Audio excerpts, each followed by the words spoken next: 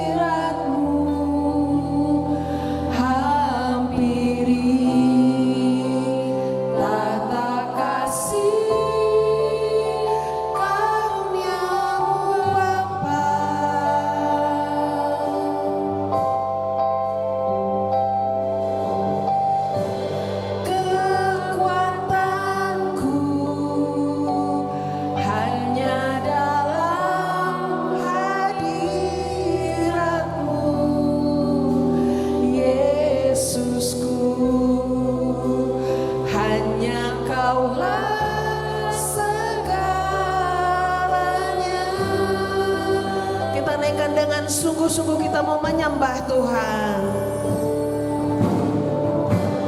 Ku menyembah dalam kudus hadirat-Mu, hampiri tahta kasih karunia-Mu Bapa. Kau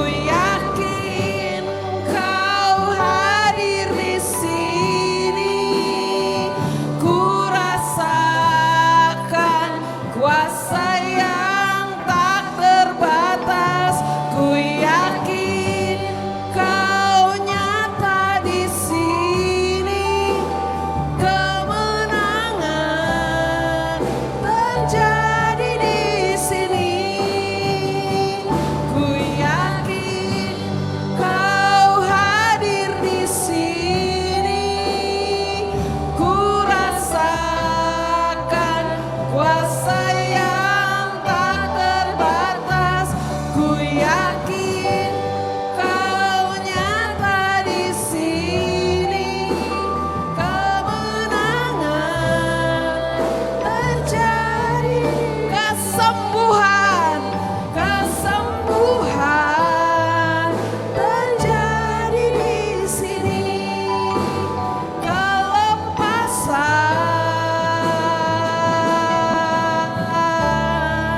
terjadi di sini. Haleluya, beri kemuliaan buat Tuhan Yesus. Kita bersyukur buat Tuhan Yesus yang sudah hadir di tengah-tengah kita dan memberkati ibadah kita pada pagi hari ini. Kita percaya bahwa kuasa-Nya sungguh nyata. Dia mampu memberikan kesembuhan, memberikan kelepasan, Dia memberikan kemenangan atas setiap hidup kita.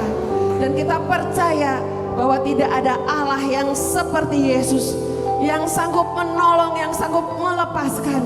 Dan kita percaya bahwa hanya di dalam nama Yesus ada kemenangan.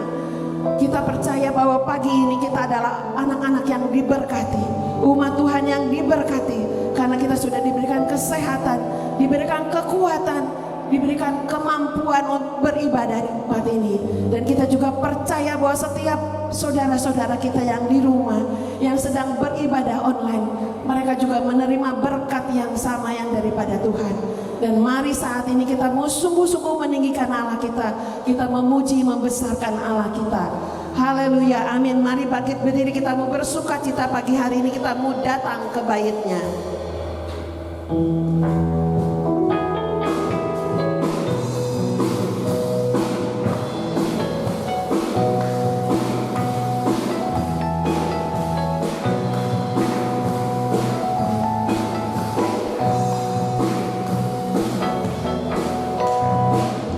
Datanglah ke bait-Nya dengan hati bersyukur, ke dalam pelatarannya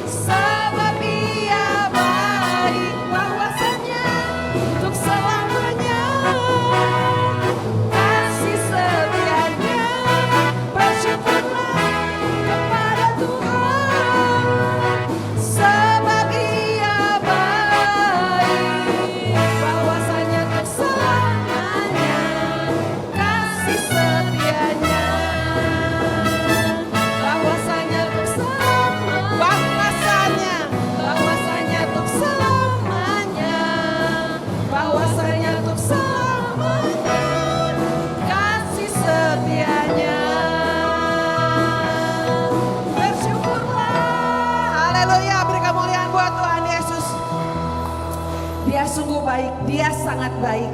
Karena itu saudara, mari kita saat ini mau siapkan hati kita untuk mendengarkan firman Tuhan. Kita mau siapkan hati kita sungguh-sungguh bagaimana kita mau setia kepada Tuhan sampai akhir hidup kita. Selidiki aku.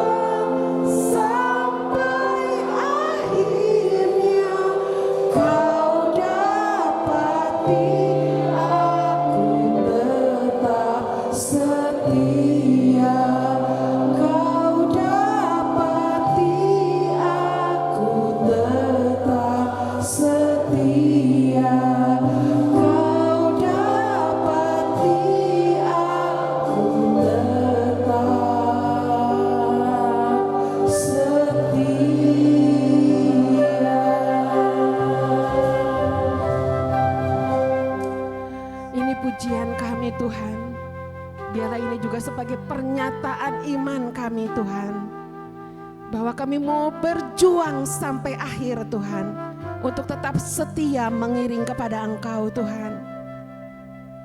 Karena kami tahu Tuhan, Engkau harapan kami, Engkau penolong kami dan Engkau adalah juru selamat kami.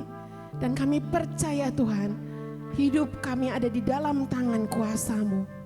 Dan kami percaya masa depan kami adalah masa depan yang penuh harapan. Masa depan yang telah Kau jamin untuk memberikan kemenangan di dalam hidup kami Tuhan. Kami percaya Tuhan, tidak ada Allah yang lain yang seperti Engkau, yang sanggup menolong kami. Haleluya Yesus. Terima kasih Tuhan. Terima kasih Yesus. Saya mengundang Pak Yohanes untuk maju ke depan. Tama-tama sekali lagi saya ucapkan selamat pagi, selamat bersama-sama beribadat kepada Tuhan. Semoga Tuhan akan menolong, memberkati ibadah kita dari awal, pertengahan sampai akhirnya dengan berkat Tuhan yang luar biasa. Mari sebelum memasuki pemberitaan firman Tuhan, kita akan bersama-sama nyanyikan satu pujian lagi untuk mempersiapkan hati kita. Aku siap.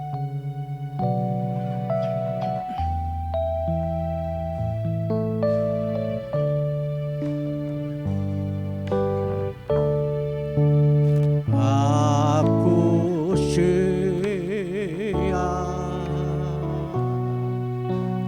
Tuhanku,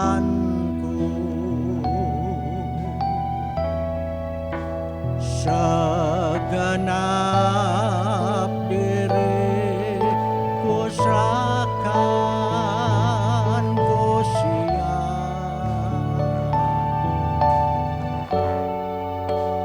Aku siap,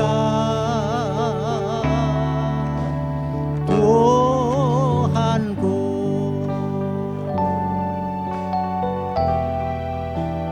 curahkanlah Roh Kudus-Mu, ku siap.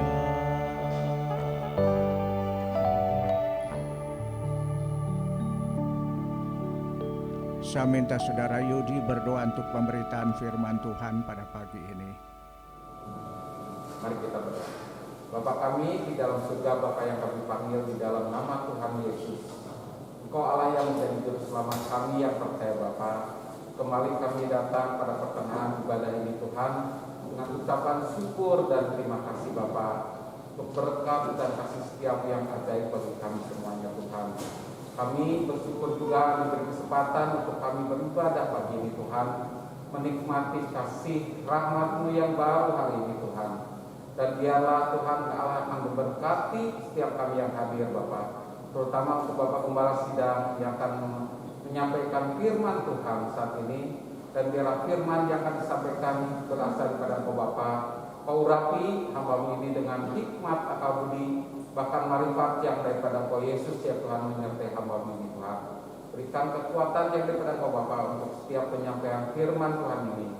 Dan kami yakin dan percaya Tuhan, setiap firman yang kami terima itu menjadi jawaban bagi kami Tuhan, bagi kami yang lemah, bagi kami yang kekurangan, bagi kami yang menurut pertolongan daripada Engkau Bapa. Biarlah itu semuanya mendatangkan kasih karunia yang melimpah bagi kami semuanya Tuhan.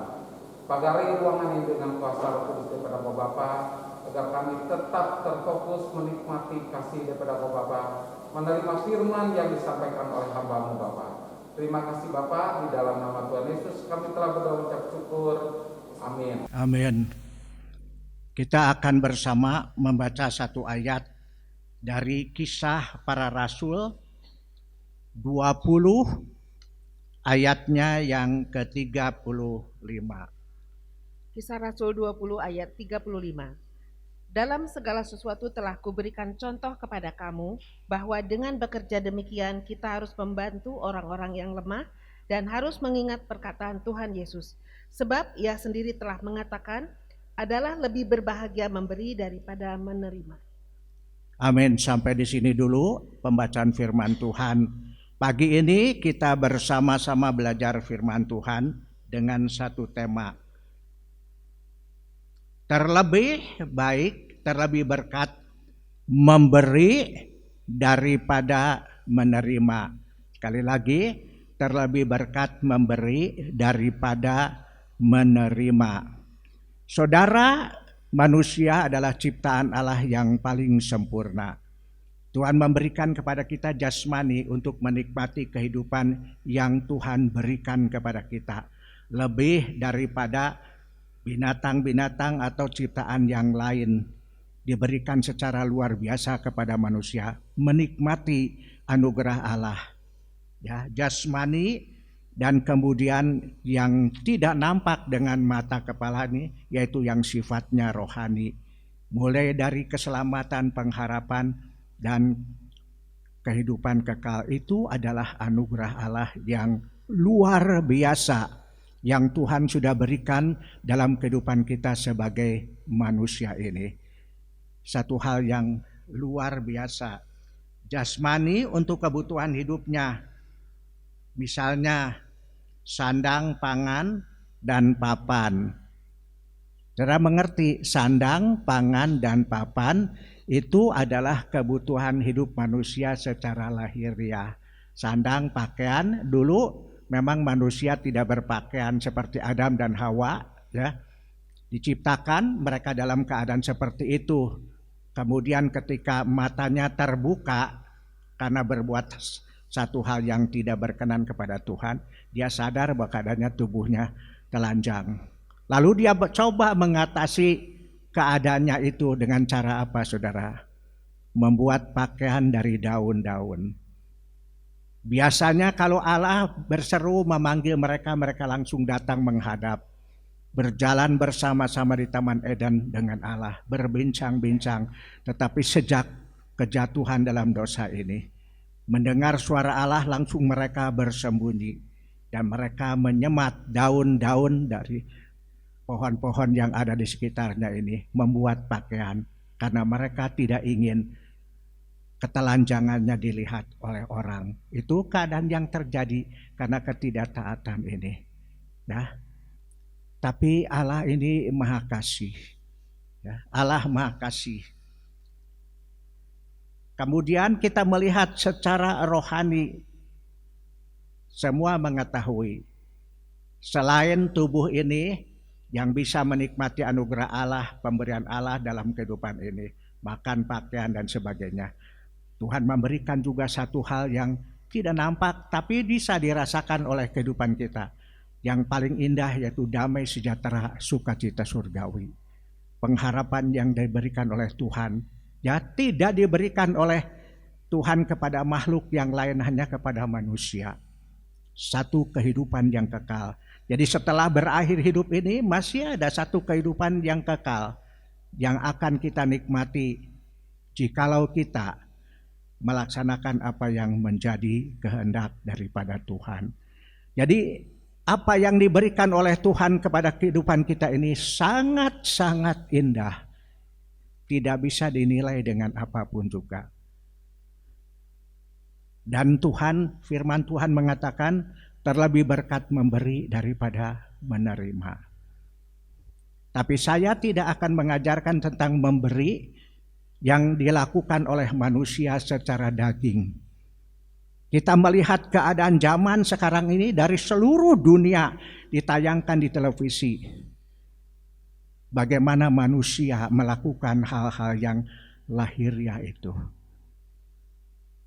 Memberi bukan lagi satu hal yang indah bagi manusia, tapi seperti satu kewajiban, keharusan, dan kalau perlu dipaksa. Ya, karena saya punya Allah yang hidup. Dia mengetahui, dia sudah memimpin, memelihara saya dari kecil sampai tua seperti ini. Masih diperkenan melayani pekerjaan Tuhan.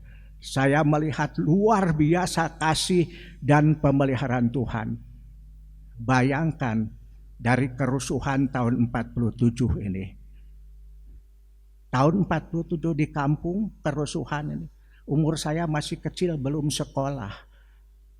Tapi saya ingat semua apa yang terjadi. Sampai kemudian menjadi dewasa, kemudian dipanggil untuk melayani pekerjaan Tuhan. Itu satu hal yang luar biasa. Dari kecil saya melihat bagaimana tangan kuasa Allah memimpin, memelihara, melindungi dalam penghinaan, perlakuan yang tidak baik. Tuhan pelihara. Itu anugerah Allah yang luar biasa. Bukan satu hal yang mudah, tapi itu adalah kehendak kepada Tuhan. Saudara, dosa telah menghancurkan hidup manusia. Firman Allah mengajar kita untuk peduli kepada sesama, yaitu dengan cara memberi.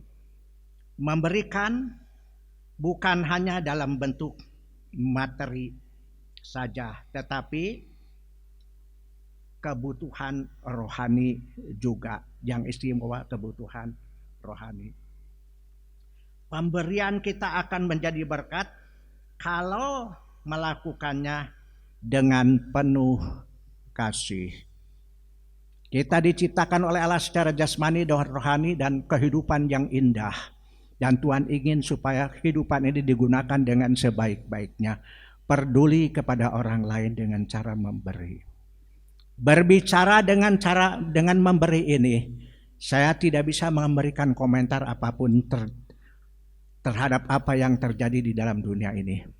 Sebab sekarang ini dunia begitu kotor. Anak kecil bisa merencanakan rencana-rencana yang tidak baik. Membunuh temannya, ya, merampas barangnya dan sebagainya. Anak kecil. Perempuan ngakali ingin dapat uang banyak. Pakai alat-alat hubungan, pakai komputer dan sebagainya. Ngakali orang datang setor uang dan sebagainya. Lalu kemudian menghilang. Di televisi ditangkap, perempuan seumur sebegitu. Laki-laki perempuan berbuat jahat. Jadi saya tidak berbicara tentang soal beri-memberi secara lahiriah ini. Tapi saya ingin berbicara mengenai memberi ini secara rohani. Saudara, kita melihat di seluruh muka bumi.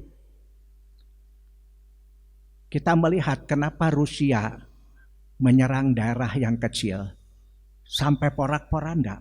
Mereka banyak mengungsi keluar dari tempat itu. Dulu itu mungkin itu negara bagian daripada Rusia ini, menjadi negara jajahannya. Tapi mereka sudah mau berdiri sendiri, misah dan tidak diakui oleh Rusia, dan dilakukan seperti ini.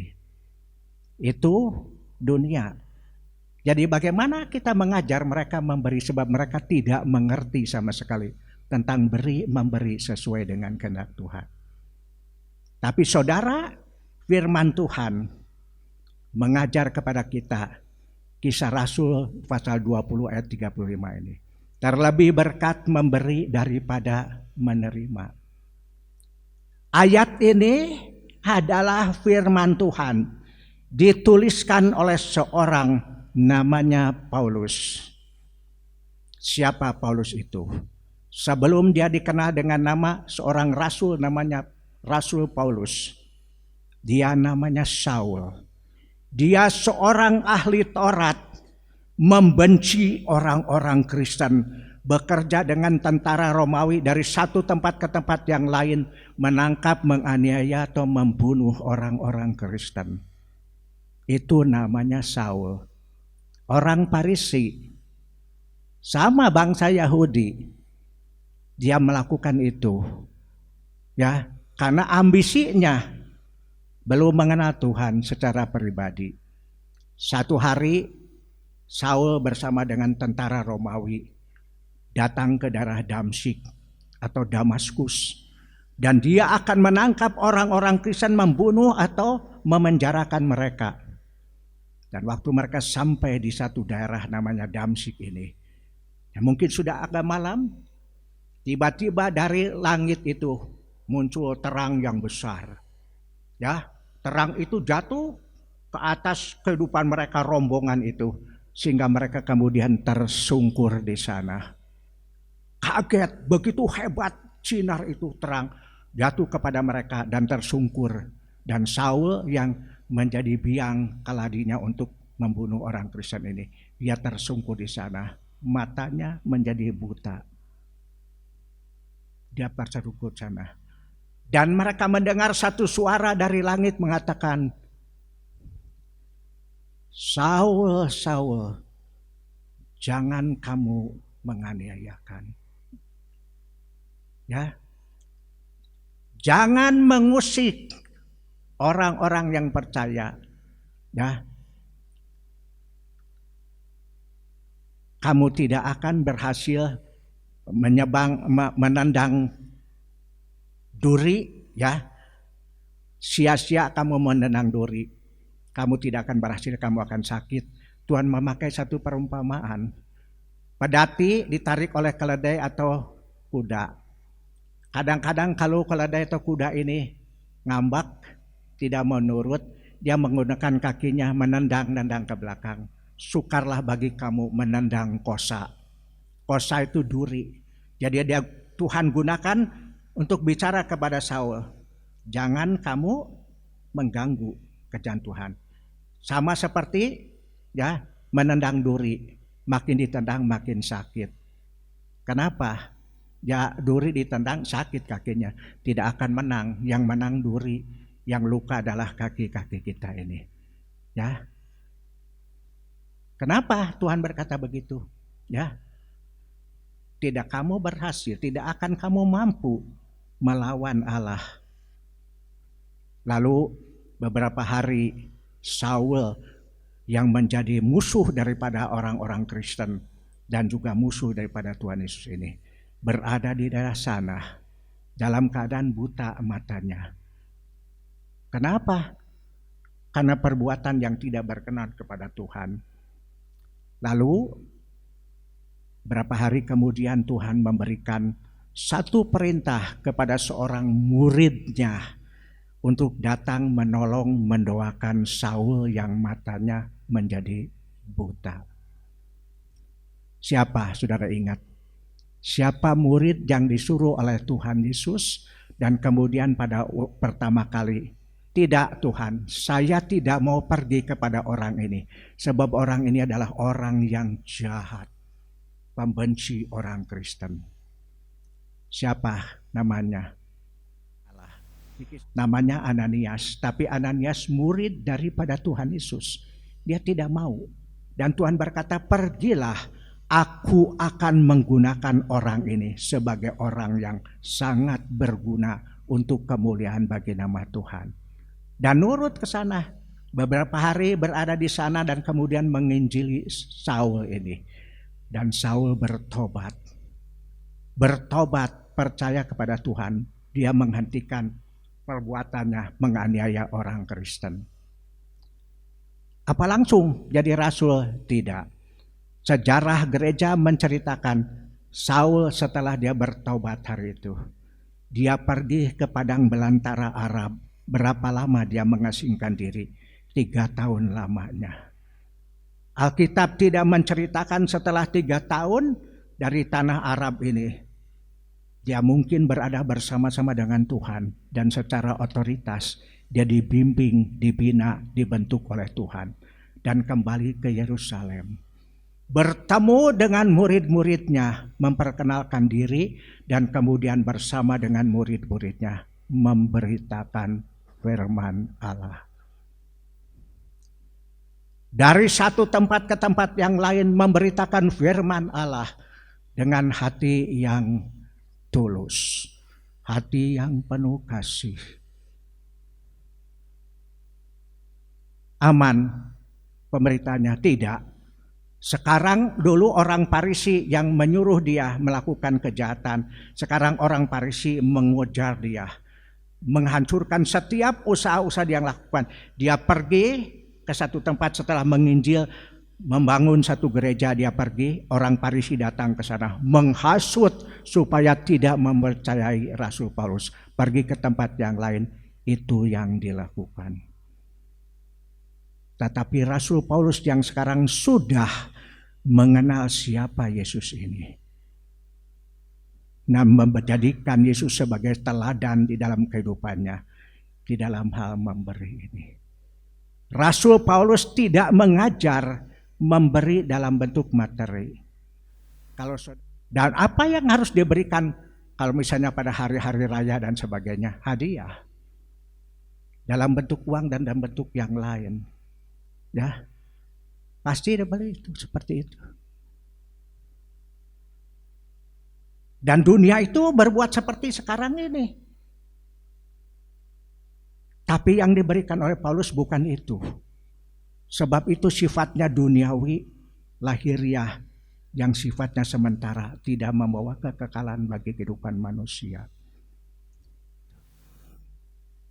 Allah mengajar melalui rasul-rasul murid-muridnya untuk memberi bagi kemuliaan nama Allah.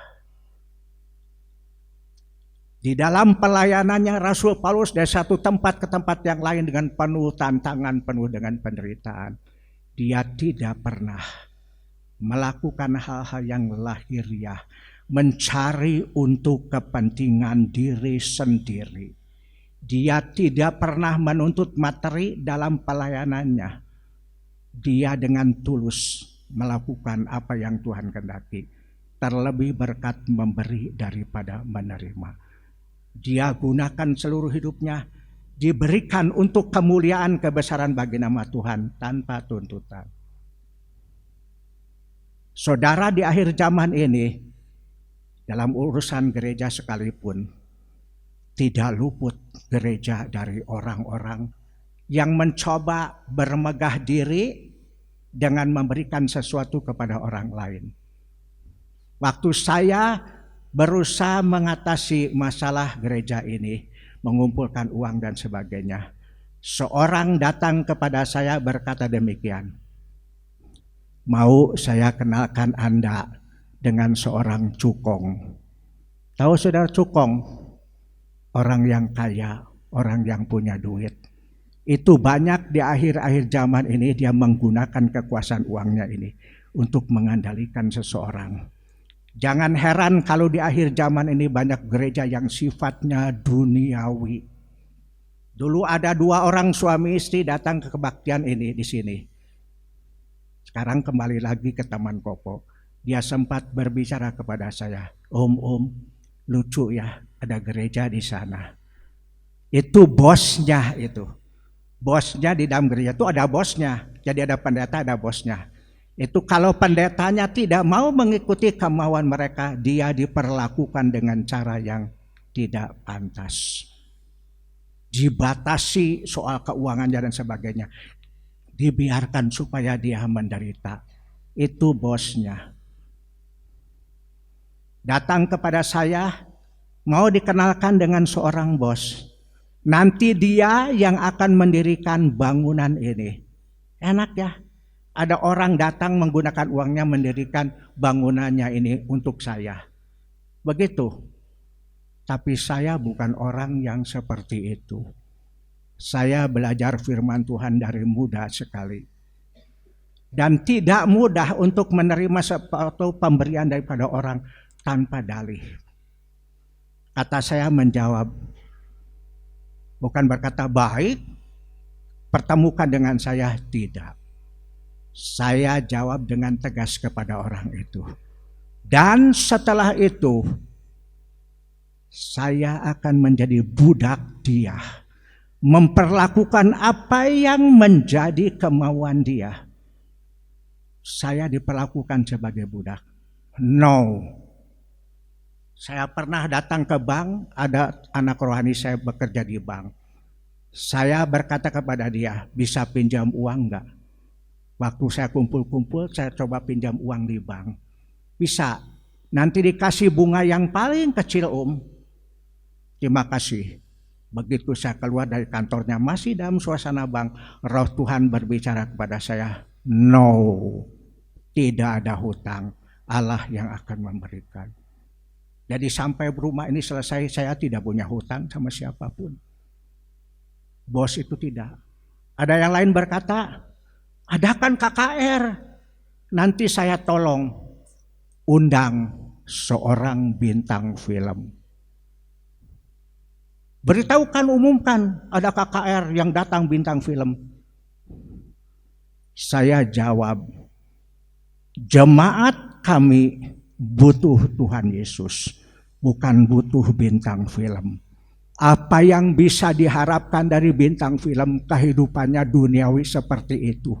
Bagaimana mungkin bisa menyisihkan berkat buat orang-orang yang percaya? Kata saya, no. Sama sekali ditolak. Bukan sombong, tapi saya belajar daripada firman Allah. Rasul Paulus itu belajar dari kebenaran firman Allah, dan gurunya yang paling indah memberikan contoh kepada dia. Terlebih berkat memberi daripada menerima, yaitu Tuhan Yesus sendiri.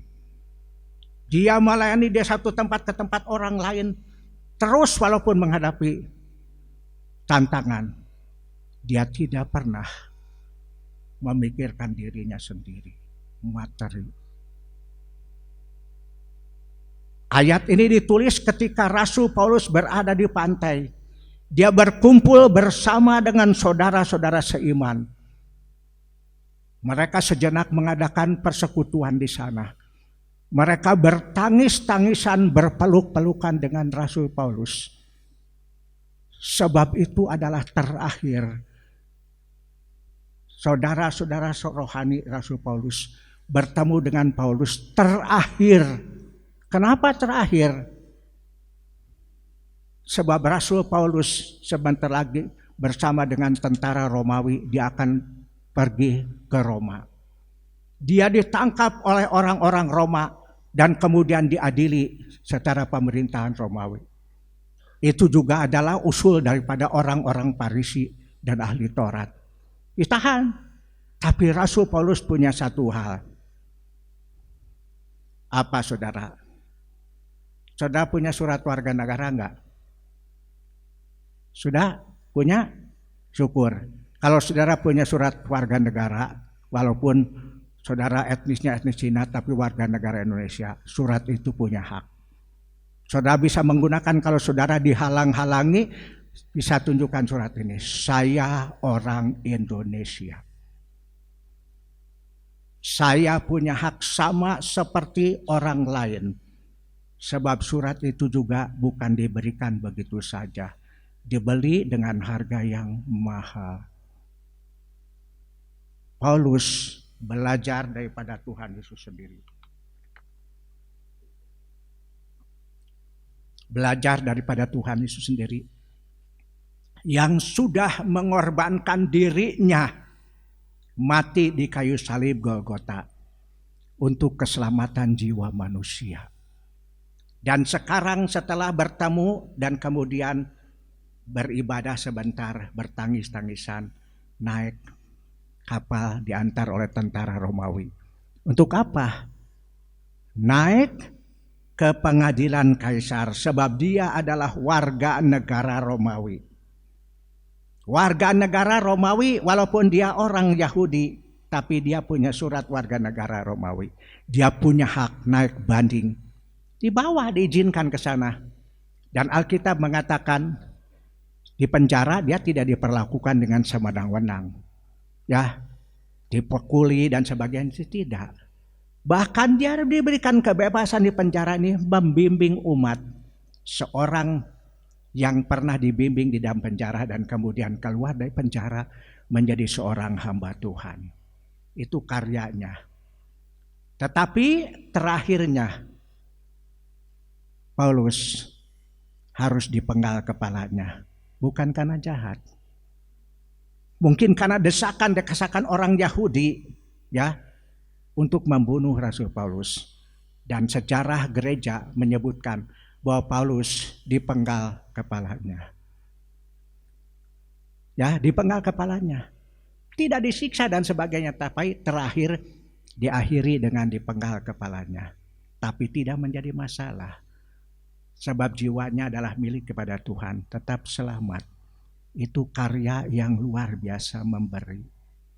Jadi sesuai dengan firman Tuhan, saya juga ingin mengajar supaya semua belajar untuk melakukan apa yang menjadi kehendak Tuhan. Terlebih berkat memberi daripada menerima. Jangan berpikir soal materi. Saya dari muda sekali, saya sudah menyerahkan hidup saya mengiring kepada Tuhan, melayani pekerjaan Tuhan Dan tidak ada waktu yang terluang buat saya bermain-main. Dari umur 20 tahun saya mulai melayani pekerjaan Tuhan. Ya, sampai kepada hari ini itu anugerah Tuhan yang luar biasa. Ya, berapa hari yang lalu saya mengalami kelemahan tubuh. Cuaca begitu buruk, ya. 2 kali saya pingsan, 1 di rumah. Setelah saya berdoa, saya jalan ke kamar. Tahu-tahu saya sudah tergeletak dekat pintu kamar. Dan waktu saya sadar, kenapa saya ada di sini, terbaring di lantai ini. Saya bangun kemudian masuk ke kamar. Setelah berdoa ini saya masuk ke kamar. Tubuhnya begitu letih, begitu lemah sekali. Ya. Bukan karena itu, saudara-saudara, sejak munculnya wabah virus corona, saya kehilangan siapa? Banyak jemaat yang tidak pernah saya jumpai. Saya sedih. Setiap minggu ketemu jemaat penuh, beribadat bersama-sama, tetapi begitu ada wabah virus corona, sedikit sekali yang ketemu. Saya mau kunjungan juga tidak berani. Ya. Matius 5 ayat 16. Silakan saudara baca. Matius 5 ayat 16. Demikianlah hendaknya terangmu bercahaya di depan orang, supaya mereka melihat perbuatanmu yang baik dan memuliakan Bapamu yang di surga. Hendaklah terangmu bercahaya-cahaya di hadapan segala orang, supaya dilihatnya kebajikanmu, lalu Bapamu yang di surga dimuliakan. Bukan petang-peteng, saya banyak duit, saya orang kaya, saya berkuasa, bukan itu. Tapi bermegah untuk kemuliaan nama Tuhan, menjadi berkat, saluran berkat. Dari sejak muda saya berdoa, kemanapun saya pergi, selalu berdoa. Sampai satu saat, ini yang pernah saya alami waktu saya ke Israel. Saya ikut rombongan meremehkan saya sebagai hamba Tuhan. Tenang-tenang saja. Hari kedua sudah sampai di Yerusalem ke Mesir, dari Mesir sampai ke Yerusalem. Tapi satu hal yang saya dambakan, saya rindu menjadi berkat. Waktu saya gelisah pengen pulang, ya karena situasi kurang menyenangkan. Tiba-tiba saya berdoa kepada Tuhan, Tuhan berikan kesempatan. Matius 5 ayat 16. Hendaklah terangmu bercahaya di hadapan segala orang, supaya dilihatnya kebajikanmu, lalu Bapamu yang di surga dimuliakan. Saya berdoa, Tuhan izinkan saya memberi dampak positif bagi rombongan yang saya ikuti. Sebab mereka bukan orang Kristen, satu-satunya yang Kristen dan hamba Tuhan saya. Dan Tuhan jawab spontan. Hari ketiga berjalan. Waktu jalan satu tempat ke tempat yang lain, tiba-tiba 2 orang suami istri, orang dari Surabaya. Dia berkata kepada saya, boleh konseling gak? Boleh, silahkan. Setelah makan siang mereka duduk, ya, dan kemudian mereka konseling dengan saya. Minta bimbingan baik untuk keluarganya dan untuk mereka secara pribadi. Tidak diminta, mereka minta sendiri. Dan setelah itu ada 2 keluarga yang lain. Dan yang lain lagi, waktu dijelaskan oleh guide ini, tempat ini begini, dan mereka bertanya, betul apa yang diterangkan oleh guide ini? Kata saya, salah. Dia menceritakan dari buku panduan ini. Alkitab tidak menjelaskan seperti itu, lebih dalam dari semua itu. Lalu saya jelaskan kepada mereka. Setiap datang ke satu tempat mereka tanya, betul tidak? Saya jelaskan dengan sempurna seperti apa yang dituliskan dalam Alkitab sampai hari terakhir di Yordania. Nah, saudara-saudara, jadi kita melihat bahwa Paulus itu bukan membesar-besarkan dirinya sendiri, tapi dia belajar dari sumbernya, yaitu Tuhan Yesus, bagaimana dia bisa melakukan memberi, ya, terlebih berkat memberi daripada menerima. dia lakukan hidupnya, bukan duitnya, tapi hidupnya dia gunakan untuk kemuliaan Tuhan. Saya bersyukur sejak umur 20 tahun sampai sekarang sudah 82 tahun lewat berapa bulan. Saya menggunakan hidup ini untuk kemuliaan Tuhan. Bermacam-macam pelayanan yang Tuhan izinkan kepada saya. Dari ngajar di sekolah Alkitab di Majalengka 1 tahun saya mengajar tanpa meminta apapun, 1 rupiah pun tidak. Saya sukarelawan membantu. Di penjara 4 tahun suka miskin dan bancai 4 tahun. Bermacam-macam masalah yang saya hadapi. Ya, dan Tuhan memberkati dengan cara yang luar biasa. Saya tidak menyia-nyiakan kesempatan yang Tuhan berikan. Sekarang ada satu pertanyaan bagi saudara sekalian tentang firman Tuhan yang tadi temanya terlebih berkat memberi daripada menerima. Apa yang Anda sudah perbuat sebagai orang Kristen? Ini satu pertanyaan hari ini saya tujukan kepada saudara. Apa yang saudara sudah perbuat selama saudara menjadi orang Kristen? Cukup saudara puas datang ke gereja, ikut kebaktian, setelah itu pulang tanpa melakukan sesuatu untuk pekerjaan Tuhan. Menjadi saksi bagi orang banyak. Kalau kita berpikir seperti itu, kita tidak menjadi berkat apa-apa dan kita tidak bisa melaksanakan seperti apa yang dikehendaki oleh Rasul Paulus, terlebih berkat memberi daripada menerima. Sudahkah Anda melakukan perintah Tuhan Matius 5 ayat 16? Ya. Hendaklah terangmu bercahaya-cahaya di hadapan segala orang supaya dilihatnya kebajikanmu, lalu Bapamu yang di surga dimuliakan. Itu yang Tuhan kehendaki. Berusahalah dengan sungguh-sungguh hidup kita menjadi kemuliaan bagi Tuhan. Peduli kepada orang lain dan sesama. Amin. Itu yang Tuhan kehendaki. Bukan sekedar datang di gereja, sudah selesai kebaktian bubar, sampai ketemu lagi. Dan tidak pernah melakukan apa-apa.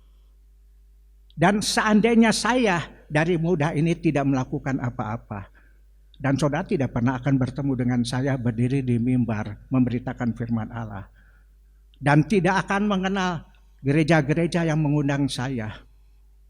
Saya pernah diundang satu gereja. Kali pertama saya duduk di gereja itu, duduk di depan. Nggak pernah saya diundang oleh gereja itu, tiba-tiba aneh. Datang ke rumah pengurusnya, bawa surat.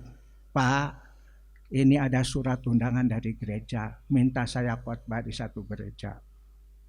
Saya terima, sebab mereka sendiri datang kepada saya. Tapi kemudian lain kali kesempatan, saya diberikan kesempatan oleh Tuhan di gereja ini.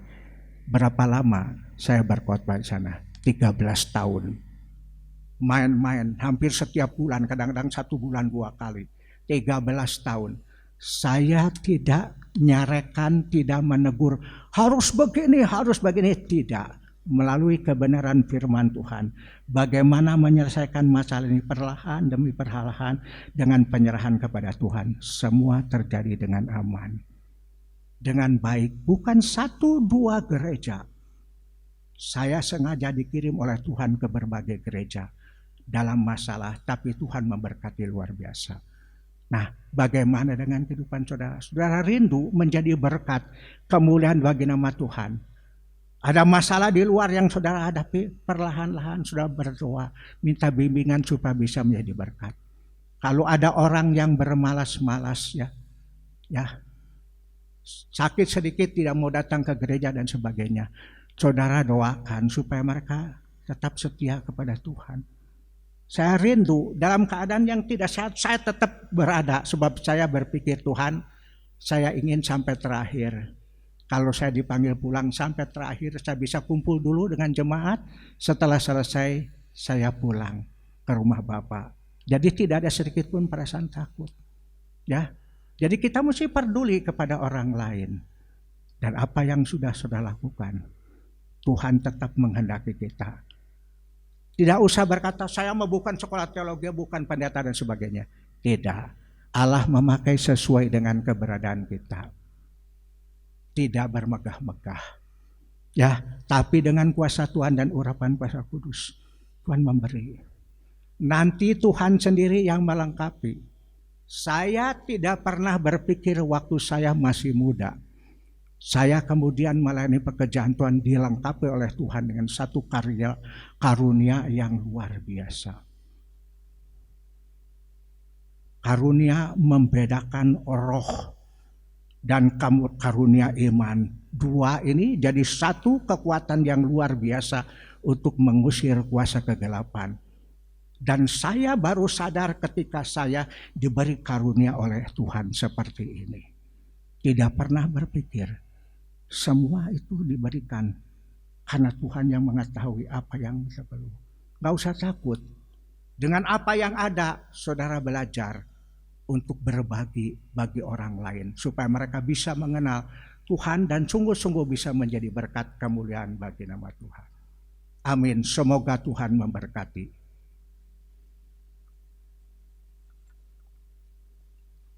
Kita sekarang akan memasuki kegiatan perjamuan kudus. Kita sudah mendengarkan firman Tuhan, apa yang Tuhan kehendaki bagi kita. Biarlah mulai pada hari ini kita akan mencoba belajar melakukan apa yang terbaik bagi Tuhan. Bukan untuk bermegah-megah diri, tapi membawa kemuliaan kebesaran bagi nama Tuhan. Sebab tujuannya Allah memanggil kita ini untuk seperti itu. Pergilah ke seluruh muka bumi, beritakan Injil kepada sekalian alam, jadikan seluruh bangsa muridku, dan baptis dia di dalam nama Allah Bapa, Allah Anak, dan Roh Kudus. Amin. Kita akan nyanyikan satu pujian. Saya minta para majelis yang bertugas membaca suci, suci Allah Bapa, Allah yang di dalam surga,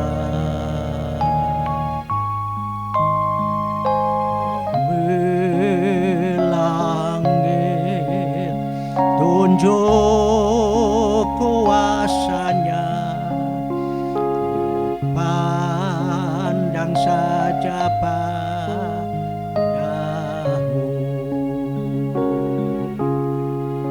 Suci, suci, suci, suci, suci, suci.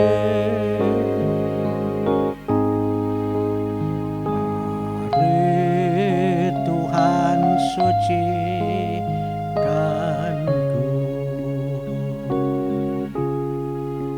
Suci, suci, suci Allah Bapa,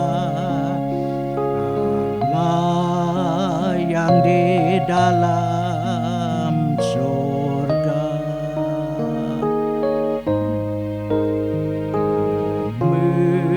melangit tunjuk kuasanya, pandang saja padamu.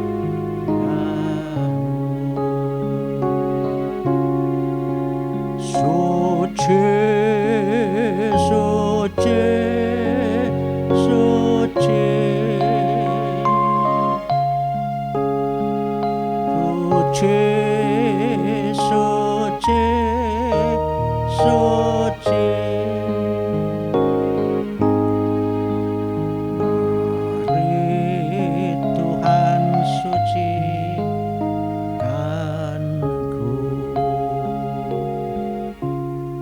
Saya minta saudara Larry berdoa untuk roti dan air anggur ibarat tubuh dan darah Tuhan Yesus yang dicurahkan bagi keselamatan jiwa manusia. Saya persilahkan. Kami naikkan syukur kami Tuhan atas hari ini, hari yang Kau jadikan bagi kami, di mana kami boleh datang pada Engkau bersekutu dengan Tuhan di dalam ibadah kami pada pagi hari ini. Tuhan, kami sudah menaikkan puji-pujian kami sudah mendengarkan pengajaran-pengajaran firman Tuhan lewat Bapak Kepala Sidang. Biarlah Tuhan, apa yang sudah disampaikan boleh kami terima dan kami lakukan dalam setiap kesempatan dalam kehidupan kami. Terlebih lagi kami boleh menjadi berkat ketika kami memberi daripada kami menerima. Makasih Tuhan buat firman Tuhan yang sudah Kau sampaikan pada kami pada hari ini. Dan sebentar kami akan masuk dalam perjamuan yang kudus. Biarlah Tuhan juga yang terus pimpin kami, berikan hati yang suci, hati yang kudus pada kami sekalian dalam kami menerima perjamuan kudus ini, agar kami layak di hadapan Tuhan. Dan bila di antara kami masih ada yang menyimpan hal-hal yang tidak berkenan kepada Tuhan, biarlah Tuhan ampuni kami. Kau yang memberkati kami sekalian, dan juga Bapak-Bapak Sidang yang akan memimpin perjamuan kudus ini, biarlah Kau yang memberikan berkat iman atau budi kepada kalian Tuhan. Kami siap untuk menerima perjamuan ini, dan biarlah kami ingatkan kembali betapa Kau telah begitu mengasihi kami, Kau yang telah mengorbankan nyawa di kayu salib bagi kami sekalian. Biarlah kami mau membalaskan dengan hidup kami semakin hari semakin kudus di hadapan Tuhan. Makasih Tuhan buat kesempatan yang luar biasa yang sudah Kau sediakan bagi kami, dan kami siap untuk menerima roti dan darah ini. Dan di dalam nama Yesus Kristus, nama ucap syukur dan berdoa. Amin. Amin. Kita akan bersama-sama menerima roti dan air anggur. Kita nyanyikan satu pujian.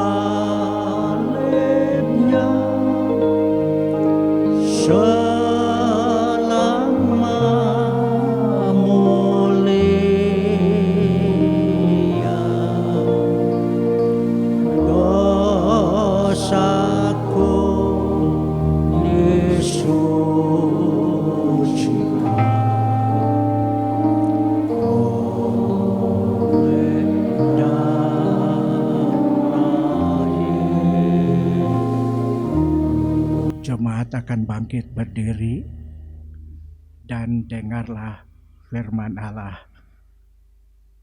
Ketika mereka sedang makan, Yesus mengambil roti, memecah-mecahkannya, lalu memberikannya kepada mereka dan berkata, "Inilah tubuhku, silahkan makan." Roti ibarat tubuh Yesus.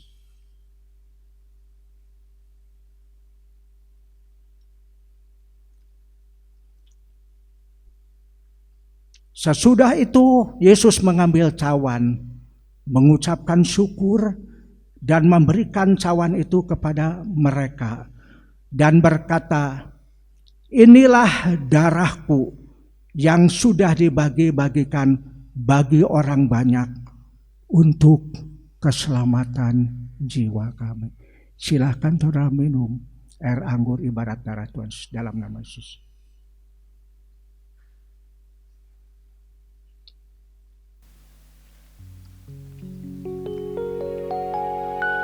Tinggal tetap berdiri, kita akan akhiri ibadah kita dengan ucapan syukur.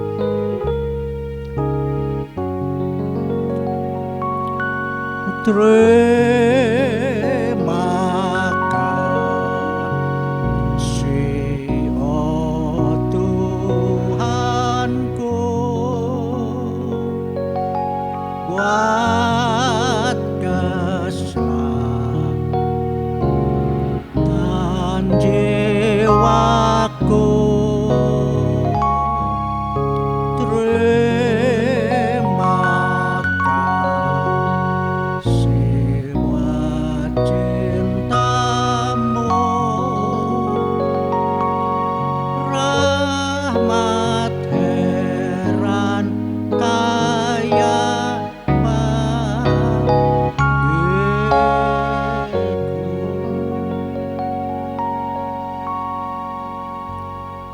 Bapa kami yang ada di dalam surga, Bapa yang kami sembah dalam nama Tuhan Yesus Kristus. Dengan penuh kerendahan hati, kembali kami datang menghampiri hadirat Tuhan yang Maha Suci pada akhir ibadah pada pagi ini. Mengucapkan syukur dan terima kasih buat berkat pimpinan penyertaan Tuhan di dalam ibadah kami. Semua bisa berjalan dengan sebaik-baiknya karena anugerah daripada Tuhan. Hamba berdoa mohon Tuhan akan meteraikan semua apa yang sudah kami lakukan pada pagi ini. Baik pemberitaan firman Allah, sakramen perjamuan kudus yang kembali mengingatkan kepada kami tentang kasih dan pengorbanan Tuhan Yesus yang diberikan oleh Tuhan untuk memberi teladan bagi kehidupan kami masing-masing. Tuhan, kami serahkan seluruh hidup kami di akhir zaman yang penuh dengan kegelapan dan penuh dengan tantangan. Pimpin, lindungi senantiasa seluruh umat-Mu, pengerja-pengerja-Mu Tuhan. Bungkus senantiasa dalam kuasa darah Tuhan yang suci dan Maha Kudus. Pagari dengan malaikat Tuhan, jauhkan dari mara bahaya, celaka, penyakit, kejahatan, dan orang-orang berniat jahat. Biarlah damai sejahtera dan sukacita surgawi menyertai mereka sekalian sepanjang hari ini. Dan tidak lupa kami berdoa juga untuk jemaat kami yang tidak bisa mengikuti ibadah secara terbuka, tapi mereka melakukan melalui online ya Tuhan. Tetap memberkati supaya satu saat mereka diberikan keberanian untuk bersama-sama kembali beribadah secara terbuka, sehingga kami bisa memelihara satu persekutuan yang indah di antara sesama kami, saling peduli satu dengan yang lain. Terima kasih berkat ya Tuhan. Juga tidak lupa hamba berdoa menyerahkan jemaat kami yang sudah dalam usia lanjut. Tuhan memberkati anak mantu cucu mereka supaya mereka bisa merawat orang tua mereka masing-masing dengan penuh kasih yang daripada Tuhan. Terima kasih buat berkat-Mu. Sebentar kami akan pulang, mohon Tuhan akan pimpin, lindungi seluruh jemaat kami di dalam perjalanan, baik yang dekat sampai yang jauh, supaya mereka sampai di rumah dengan tidak kurang suatu apapun. Dan apabila seusai ibadah ini ada di antara jemaat kami, mereka ingin melakukan sesuatu dalam usahanya mencari nafkah, Tuhan tetap memberkati, memelihara dan melindungi, sehingga mereka tetap bisa menikmati anugerah Allah. Terima kasih buat berkat-Mu ya Tuhan. Sekarang saudara-saudaraku pulanglah dengan sejahtera. Moga kiranya rahmat Tuhan Yesus Kristus, cinta Allah Bapa dan persekutuan Roh Kudus menyertai kami sekalian mulai saat ini sampai Maranatha Tuhan Yesus datang kembali di atas awan-awan yang permai. Bapa, terima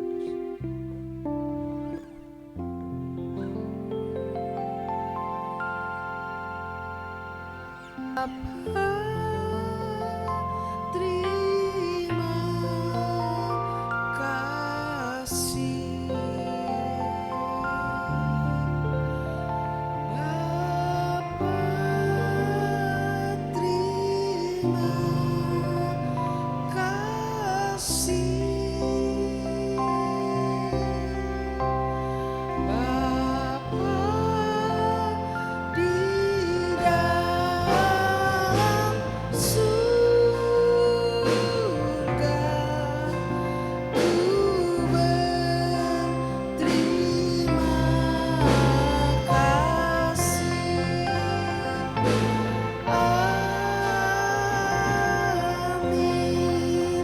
Selamat pulang, selamat hari Minggu. Tuhan Yesus memberkati.